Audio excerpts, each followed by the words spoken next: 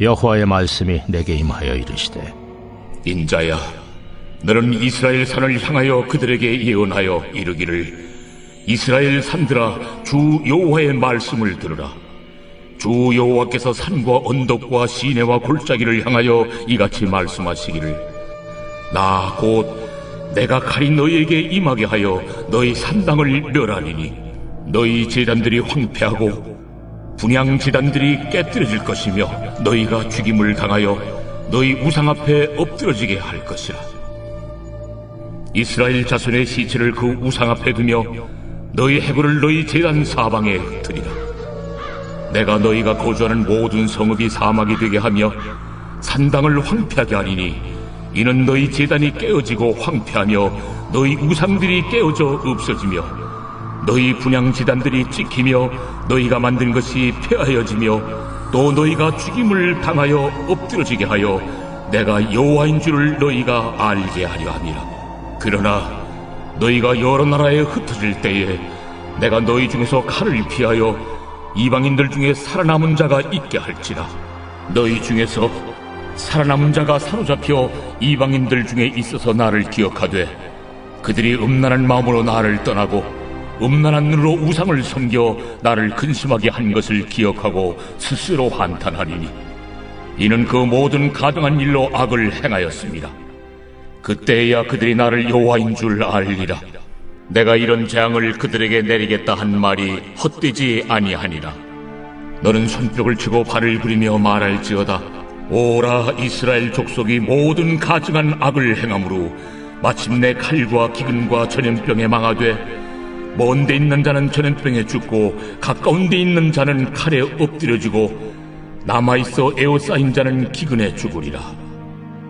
이같이 내 진노를 그들에게 이룬즉 그 죽임당한 시체들이 그 우상들 사이에 제단 사방에 각 높은 고개 위에 모든 산 꼭대기에 모든 푸른 나무 아래에 무성한 상수리 나무 아래 곧 그 우상에게 분향하던 곳에 있으리니 내가 여호와인 줄을 너희가 알리라.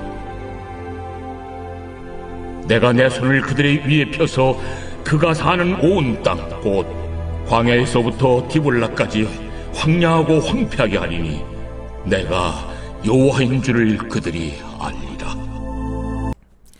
여러분 반갑습니다. 오늘도 큐티로 여는 기막힌 하루입니다. 본문 말씀 에스겔서 6장 1절부터 14절의 말씀입니다. 자, 이제 우리는 고난이 축복이라고 외치며 가고 있습니다. 물론 고난 자체는 축복일 수 없습니다. 어떻게 아프고 힘들고 괴로운 것이 축복이겠습니까? 그러나 그 고난을 통해 비로소 우리가 거룩에 이르게 됨을 믿기에 고난은 축복이라고 말할 수가 있는 것입니다. 오늘 1절 2절을 보니 에스겔에게 다시 여호와의 말씀이 임했습니다. 그런데 이스라엘 산을 향하여 그들에게 예언하라고 주님은 말씀하십니다. 왜 하나님께서는 굳이 이스라엘의 산을 향하여 예언하라고 말씀하고 계십니까? 그 이유는 이스라엘의 모든 산들이 유다 백성의 우상 숭배의 현장이었기 때문입니다. 마치 우리나라도 소위 무당들이 신을 받는다며 그 산의 곳곳에 산당을 세우듯이 이스라엘의 산들에는 우상의 산당들로 가득했던 것입니다. 그러하게 3절부터 6절의 말씀에서 하나님은 이렇게 이스라엘의 산에 가득히 세워진 우상의 산당들과 제단들과 그리고 그 신상들을 모조리 파괴하고 황폐케 하겠다고 말씀하십니다.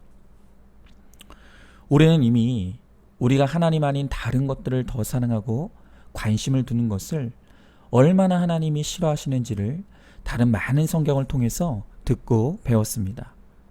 그런데 왜 그토록 하나님께서는 우상을 미워하실 수밖에 없을까요? 하나님은 우상 숭배를 영적 외도와 불륜으로 묘사를 하십니다. 9절의 말씀에 보니까 그들이 음란한 마음으로 나를 떠나고 음란한 눈으로 우상을 섬겼다고 말씀하십니다. 여러분, 우리는 우리의 배우자가 외도를 저지를 때 그것에 대해 절대로 관대하거나 방관할 수 없습니다. 왜냐하면 그것은 결국 관계의 깨어짐이자 가정의 파괴를 불러오기 때문입니다. 마찬가지로 우리가 하나님 아닌 우상을 숭배하는 것에 하나님이 결코 관대하실 수 없는 것은 그것이 하나님과의 관계의 파괴이고 결국 하나님과 누리게 될 구원과 천국의 삶을 파괴하는 결과를 가져오기 때문이라는 것입니다. 신학자 제임스 패커도 성경에 하나님은 질투의 하나님이라고 하시는 이 질투의 하나님에 대한 개념에 대해 설명하면서 하나님의 질투는 인간의 천박한 질투와는 근본적으로 다른 것이라고 지적을 합니다. 인간의 질투는 그저 다른 사람과 나를 비교하면서 시기하는 열등감에 불과하지만 하나님의 질투는 하나님과 사람의 관계를 깨트리려는 모든 것으로부터 우리를 지키시려는 의롭고 거룩한 감정이라는 것입니다. 그렇게 하나님은 하나님과의 관계를 파괴하고 우리의 구원을 파괴하는 어떤 우상도 황폐케 하고 무너뜨릴 수밖에 없는 것입니다. 그러므로 내가 믿고 의지하며 사랑하던 나의 우상의 대상들로부터 배반당하고 그 우상이 떠나가고 잃어버리게 되는 황폐케 되는 고난이 찾아왔을 때 비록 그것이 당시에는 너무 힘들고 고난이고 아픔이지만 바로 그것이 하나님의 자녀인 나를 지키고 나의 구원을 이루시기 위한 하나님의 사랑의 열심이고 또 주님이 주신 축복의 사건인 것을 우리는 반드시 깨달아야 합니다. 그럴 때 잠시 아프지만 그렇게 나를 배반하고 떠나가고 잃어버린 것이 나의 우상이 무너지는 사건이며 하나님이 다시 나의 하나님이 되시는 사건인 것을 말씀으로 해석하므로 오히려 고난이 축복이 되는 축복을 누리게 될 것입니다. 자, 여러분 질문해 봅니다. 나의 해달별이 떨어지는 배신과 아픔을 경험한 적이 있습니까? 그것이 나의 우상 숭배로 인한 죄의 결론인 것을 깨달았습니까? 우상이 무너져야 하나님이 세워지기에 무너짐이 하나님의 사랑인 것을 믿고 확신하시기 바랍니다. 자, 이어지는 말씀에서 우상의 산당들을 황폐케 하신 하나님의 진노는 이제 우상 숭배자인 이스라엘 백성들로 옮겨가게 될 것이라고 말씀하십니다. 자, 특별히 7절의 말씀에 보니까 우상 숭배로 말미암아 너희가 죽임을 당하여 엎드러지게 함으로 내가 여호와인 줄을 알게 하신다고 하십니다. 그러나 하나님의 사랑이 끊어지지 않았기에 8절에 보니 그 죽음의 고통에서도 살아남은 자가 있게 하신다고 하십니다. 자, 여러분, 왜 하나님은 산당과 우상을 파괴하시는 것으로 끝내지 않으시고 마침내 이스라엘 백성들이 죽임을 당하는 데까지 가게 하시는 것입니까? 물론 산당과 우상의 존재도 문제입니다. 그러나 더 근본적인 문제는 우상을 사랑하는 사람의 마음이 더 큰 문제인 것입니다. 결국 우상은 가짜 신이기에 스스로는 결코 존재할 수 없습니다. 그럼에도 우상이 세워지는 것은 그것이 사람의 죄와 욕망이 만들어낸 결과물이기 때문입니다. 그래서 아무리 우상을 제거해도 우상을 사랑하는 사람의 마음에 근본적인 변화가 일어나지 않으면 결국 산당과 우상은 반드시 다시 세워지게 되어 있다는 것입니다. 그래서 하나님은 우상을 사랑하는 그 사람 안에 있는 마음을 끊어내기를 원하십니다.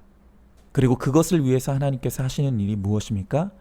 그것은 그들에게 고난을 허락하시되 그냥 고난이 아니라 오늘 말씀처럼 죽음에 이르는 고난과 고통을 통과하게 하시는 것입니다. 자, 제가 고난 가운데 있는 분들에게 이제 구속사의 말씀을 전하다 보면 많은 분들이 제게 이런 반문을 해오십니다. 이런 것이죠. 목사님, 이게 내 죄의 결론이라는 것도 이해하겠고 나의 회개를 위해 고난이 왔다는 것도 알겠습니다.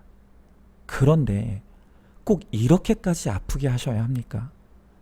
꼭 이렇게까지 고통을 주셔야 합니까? 여러분, 우리는 고난이 죄를 깨닫는 수단이 된다는 것을 어느 정도는 인정을 합니다. 그러나 이렇게까지 죽을 만큼의 고통을 주시는 것은 그 과도한 것이 아니냐는 것입니다. 그러나 그것은 하나만 알고 둘은 모르는 것입니다. 우리가 그렇게 우리가 당하는 고통을 부담스럽게 여기고 부당한 것으로 여기는 것은 우리의 죄성을 너무 관가하는 것입니다. 여러분, 우리의 죄성이라는 것이 얼마나 악성인지를 안다면 우리가 죄로부터 분리되고 끊어지는 길이 그 죄로 인해 적당한 고통으로 되는 것이 아니라는 것을, 내 몸이 죽음에 이르는 것에 방불한 고난을 통과하지 않으면, 아니 어쩌면 그것으로도 되지 않는 것이 바로 이 죄의 문제라는 것을 우리는 깨달아야 합니다. 제가 예전에 담배 중독이 얼마나 무서운 것인지를 보여주는 한 의학 다큐멘터리를 본 적이 있었습니다. 거기에는 수십 년간 담배를 피워오다 버거시 병이라고 하는 이 병에 걸린 환자가 등장했습니다. 이 버거시 병이라는 것은 담배를 지속적으로 피우는 사람들에게 나타나는 병인데, 이 병에 걸리면 몸의 혈관이 수축되면서 결국엔 피가 통하지 않아 신체 일부가 괴사되고, 그래서 그 부분을 절단해내야만 하는 정말 무서운 병입니다. 자, 그런데 기가 막힌 것은 그 다큐멘터리에 등장했던 분이 처음엔 버거시 병으로 새끼 발가락을 절단하게 됐다고 합니다. 그런데 그걸로 담배가 끊어지지 않았습니다. 그래서 결국엔 발목까지 절단하는 수술을 받게 되었습니다. 그런데 그것으로도 담배가 끊어지지 않았습니다. 그래서 결국 무릎 위까지 다리를 잘라내는 절제술을 다시 시행하게 된 것입니다. 자, 그런데 정말 기가 막힌 것은 그게 그것으로 끝이 아니더라는 것입니다. 그 지경이 되었는데도 담배가 끊어지지 않습니다. 그래서 결국 반대쪽 다리 혈관까지 막혀 그 반대쪽 다리도 절단하기 위해 이분은 4번째 병원에 입원하게 된 것입니다. 그러면서 이 환자가 인터뷰에서 하는 말이 너무 두렵습니다. 그가 하는 말이, 내가 이 정도 고통을 당해도 이 담배가 끊어지지 않는 것을 보면 내가 죽는 것 말고는 방법이 없다는 생각이 든다는 것입니다. 여러분, 죄가 이렇습니다. 죄가 이렇게 끊기가 어렵습니다. 하나님께서 죄를 사랑하는 우리의 마음이 적당한 고난으로는 결코 끊어질 수 없다는 것을 우리보다 너무 잘 아십니다.